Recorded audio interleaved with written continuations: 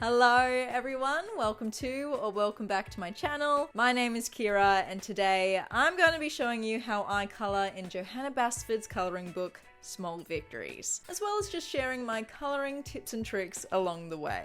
First off, a bit of a disclaimer, this was my first time filming a video like this and just filming myself colouring, and when I reviewed the footage I realised that my hand was often covering what I was doing, or I moved in front of my light source and so the lighting became less than ideal. I've edited out the completely unusable footage and I'll be chatting about what I'm doing along the way as well, so you should still be able to follow along easily enough. I apologise for being such a newbie, but I've learned from my mistakes now and future videos like this should be a lot smoother. But let's get into the real reason why you're watching this video. My approach to colouring tends to slightly vary from book to book and illustrator to illustrator. For Small Victories, I like to stick to a limited colour palette as much as possible because, you know, the pages are so much smaller and the elements are a lot more detailed. I am planning to make a separate video about all the ways that I choose a colour palette because I have a lot of different ways that I do it. But today I'll be showing you a more intuitive approach for choosing a color palette, which is what I most commonly do in Small Victories. The page I've chosen today is a popular one from when the book initially came out, and I'm finally ready to give it a go today. So we'll be focusing on this little mushroom in the top left corner here, and the very first thing I do for a coloring page is figure out where I want my metaphorical light source to be. Obviously a light source can come from any direction, but if you're just starting out on your coloring journey, I highly recommend choosing one of the top corners. So today I've chosen my light source to be coming from the top right corner.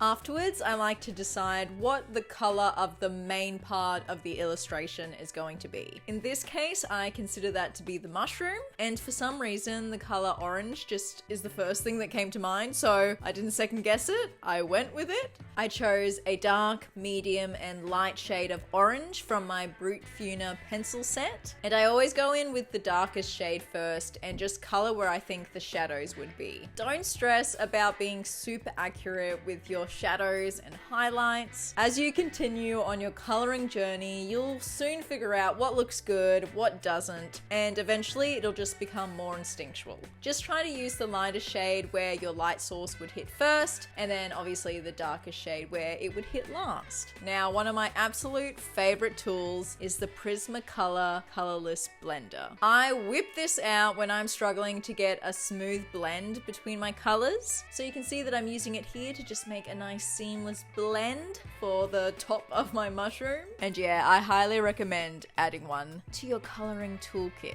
After coloring the main element, I then figure out if there's anywhere else on the coloring page that I want there to be the same color. So in this case, I wanted also the two taller mushrooms to be orange as well, so I went in and did that. Now when it comes to leaves, 90% of the time I'll color them green. If I'm feeling a bit spicy, I might color them an unnatural color, but I went with green in this circumstance. I chose 3 different shades of green, but I reckon I also could have gotten away with 2 because the leaves are so small on this page. And you'll see here that I accidentally colored a shadow where I wanted there to be a highlight. So all I did was erase it. At the beginning of my coloring journey, I never erased my colored pencil because honestly, I just didn't think you could. I mean, it's not as easy as erasing lead, but you can still get rid of most of the color from the page. If you do choose a layering technique when it comes to coloring, erasing is a lot easier, but I'm a bit impatient, so I usually just go hard and fast straight away and just use the blending technique. Now, my technique when it comes to coloring is just going in really small circles. This helps eliminate any harsh lines on your page. And then obviously I will lighten the pressure of my pencil as I'm getting to the point where I want there to be a new color. Now, once I have 2 colors on the page, I'll either instinctively know what color I want to add to the page next,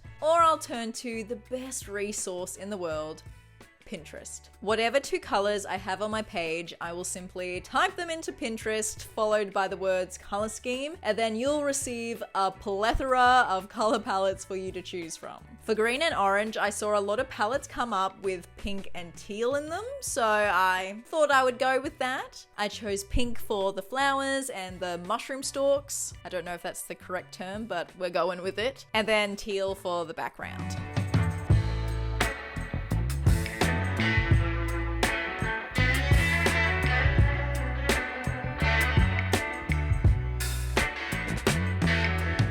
When it comes to images that have a lot of greenery, I often use 2 or 3 combinations just to add a bit of variance to the page. So in this situation, I used a more teal green for the grassy element to avoid there being just like a big mound of green at the bottom of the vignette, and also tie in the teal background.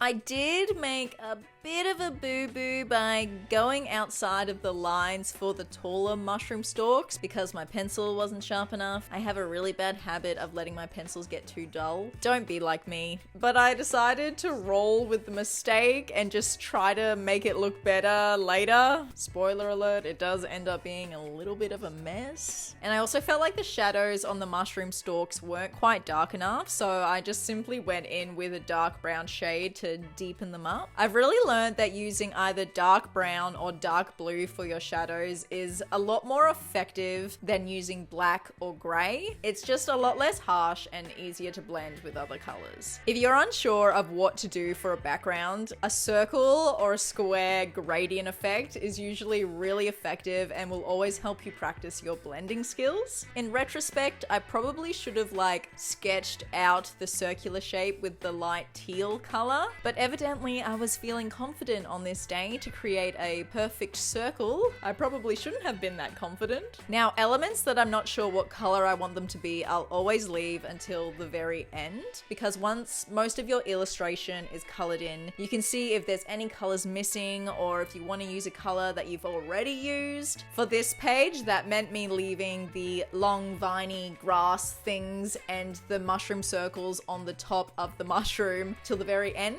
I did consider adding another color, but I was actually really liking how this limited color palette was looking, so I decided to stick with what I already had on the page. So pink for the leafy vine things and teal for the mushroom circles.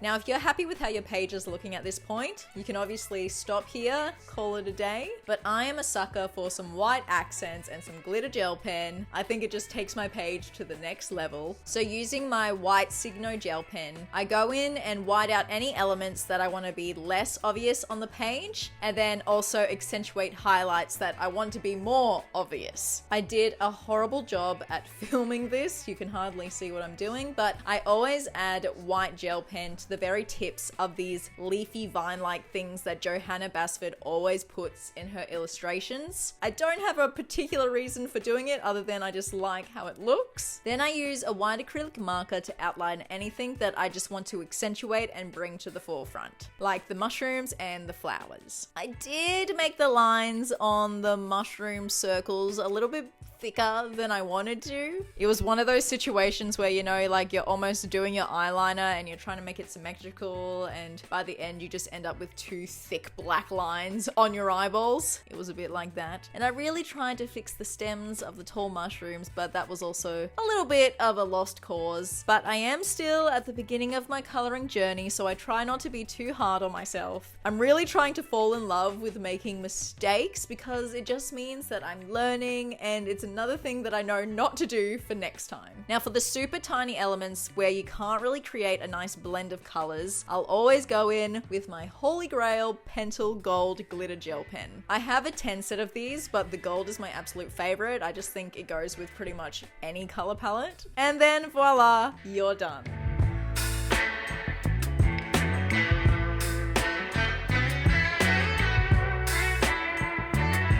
I started seriously coloring around 8 to 9 months ago, so I still make a lot of mistakes. So this page is definitely not perfect, but I still hope you learned something from it. I think it's sometimes nice for beginners to learn from other beginners because we're kind of navigating our techniques at the exact same time. I am going to use the same color palette for the rest of the page, so make sure you're following me on Instagram and keep an eye out for my completed pages video at the beginning of next month to see the final result. And if you're still here, I'd also really love to know what you thought about the format of this video. This was my first tutorial color along style video, and I know most colorists usually just film themselves coloring from start to finish without narration, but personally, I like to also be talked through what someone is doing as well as visually seeing it. However, if you'd rather I just turn on my camera and film myself from the beginning to the end, let me know. This channel is for you, so whatever format you want my videos to be in and whatever you want to see, I'll make it happen. I'm definitely thinking of filming some more videos like this if you're interested, showing how I color Johanna's